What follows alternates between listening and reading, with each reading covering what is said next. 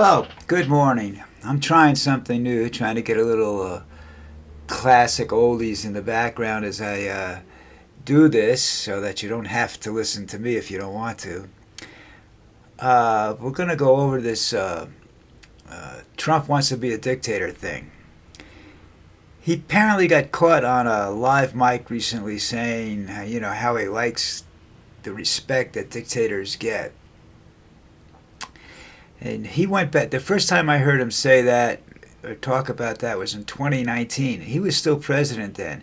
And he said that he admired little Kim, or Kim, that's the leader of North Korea, because, excuse me, because his people would sit at attention when he entered a room. And he said, that's the kind of respect I want every time that somebody comes to see me, or I walk into the Senate and I have to give a speech or something like that. And I said to myself, you want to be able to kill the people. I said, do you think those people love that man? They're scared shitless of that man. That's why they sit up straight like that. That's what he wants. And the reporter that was doing it was talking about how he says he wants a picture of himself in every room. This was Fallon, Unbalanced, whatever his name is, from YouTube. And he's right to a certain degree. He admires the vision of government that's in 1984. The novel, the novel 1984, which is one of my favorite books, which I bring up a lot because I believe that that's a direction that the government was heading into, and it's probably still heading into. If Trump remains an influencer, or if the Republicans remain as influential as they are. And, this is the thing, though. I still go back to the saying that it's who's pulling Trump's strings. He's not smart enough to pull this off by himself. He's got somebody manipulating him or using him as a front man while they go around behind everybody's back and try to snatch the government from us. I don't know what's going to happen. I mean, the military is been infiltrated by street gangs and subversives for a long time. But they have one thing in common, and the one thing they always stand up for is they fight for this country. Now, will they fight for Donald Trump, or will they fight for democracy? That's what's coming up. I think that's a horrible thing to put people into a civil war. I read many, I was born in 1946, and this story is about the Civil War, and there were still Civil War survivors.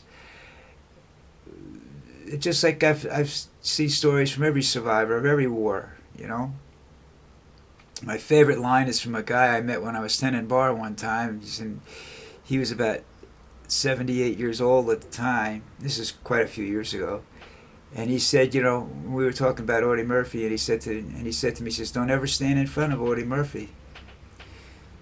Because he didn't care. He was pulling the trigger. He wasn't worried about who he shot, And I believe that, because I think that's how you survive in war. If somebody's in front of you that shouldn't be in front of you, well, that's tough shit.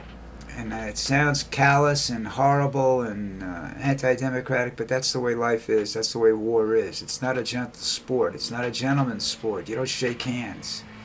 They show you pictures of World War I, but the pilots shaking hands and saluting each other, but they still shot the shit out of each other. So anyhow, Trump wants to see this,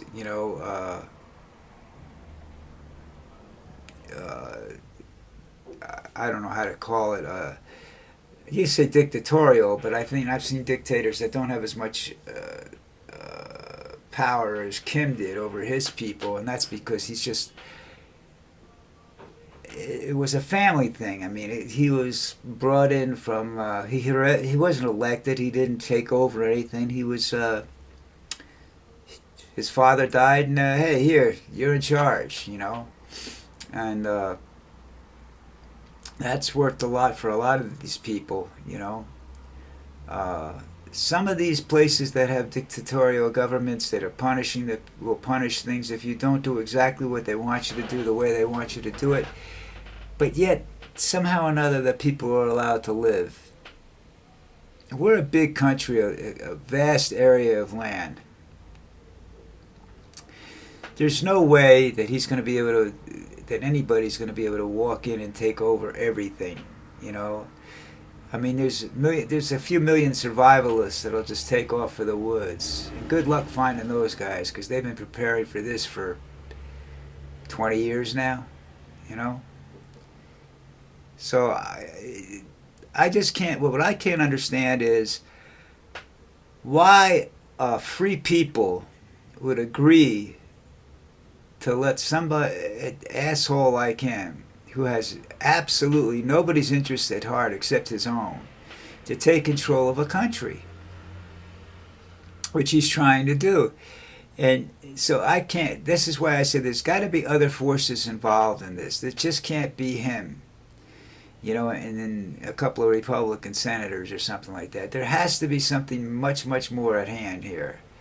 And you have to think that there's a bunch of really super rich people that we don't really know that much about that are pushing agendas or something. I mean, that's my conspiracy theory. Because it doesn't make sense that he's that powerful a man. He's an idiot.